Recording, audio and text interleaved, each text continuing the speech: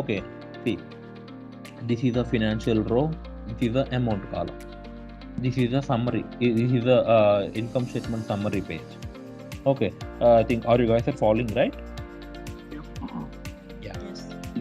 This is a summary of the income statement. See, in this page we have a lots of fields and lots of icons we have. This is a period. In this period, if you can select your respective period. Respective period means last period. If it is the last period, based on that system will update. Last period means last month. Okay. Then period wise, if you want to see, quarter wise, if you want to see, year wise, if you want to see, you can see here year wise. Last fiscal year. When you select the last fiscal year, it will update to Jan 2020 to December 2020. Okay.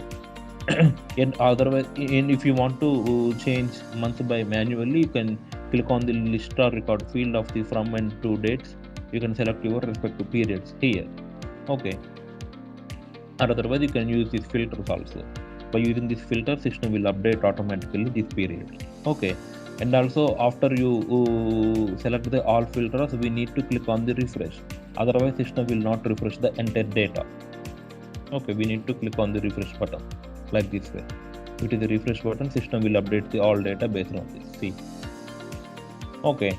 See, if you see, this is a revenue. This is all revenue related accounts. Revenue related account means income related accounts. Hardware is one account. Maintenance is one account. Income account, training is one of the what type of income account. Lots of income accounts we have. Okay, I already told you, right? Income, our income minus expenses is equal to total profit. Okay, first we'll in income account level, system will place all income related things, all income accounts. In expense related level, system will minus the all company expenses, then system will deliver profits.